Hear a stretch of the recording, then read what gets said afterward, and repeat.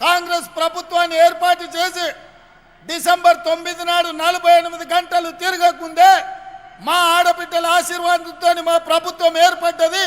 వాళ్లకు మేలు చేయాలని ఆర్టీసీ బస్సుల్లో ఆడబిడ్డలకు ఉచిత ప్రయాణాన్ని కాంగ్రెస్ పార్టీ ఏర్పాటు చేసింది.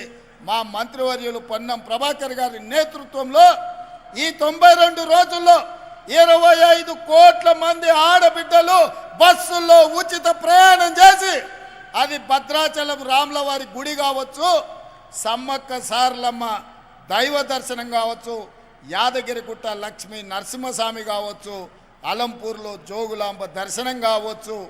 అదే కాదు, ఇంటి ఆయన అప్పుడో ఇప్పుడో కోపం చేస్తే చెప్పా పెట్టకుండా అమ్మగారి ఇంటికి వణిక కావచ్చు.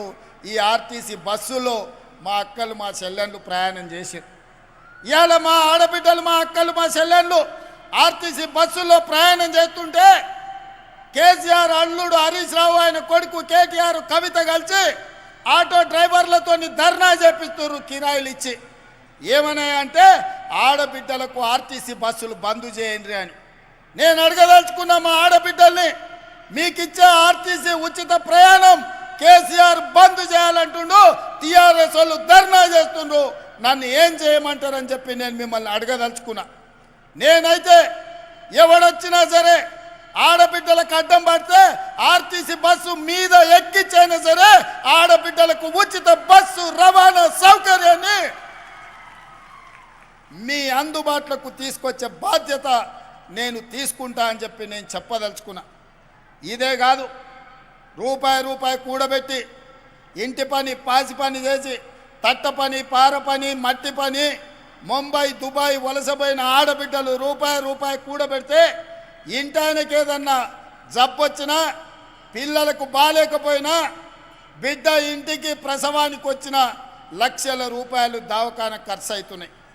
ఆనాడు పేదవాళ్ళ ఆరోగ్యం కోసం కార్పొరేట్ వైద్యాన్ని అందించాలని డాక్టర్ వైఎస్ రాజశేఖర రెడ్డి గారు ముఖ్యమంత్రిగా ఉన్నప్పుడు రాజీవ్ ఆరోగ్యశ్రీ ద్వారా ఆనాడు 2 లక్షల రూపాయల ఉచిత వైద్యాన్ని ఆడబిడ్డలకు ఆ రోజు అందించాడు.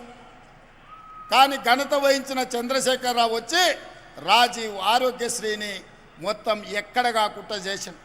అందుకే ఇందిరమ్మ రాజ్యం వచ్చిన వెంబడే కాంగ్రెస్ ప్రభుత్వం ఏర్పడిన మరుక్షణం పెద్దలు దామోదర్ రాజ నరసింహ గారితో మాట్లాడి పేదవాళ్ళ వైద్యం కోసం అపోలో యశోద ఎక్కడికి పోయినా 10 లక్షల రూపాయలతోని మీకు వైద్యం అందించాలని ఇవాళ కాంగ్రెస్ పార్టీ నిర్ణయం తీసుకొని ప్రతి పేదవాడి ఆరోగ్యానికి మాది భరోసా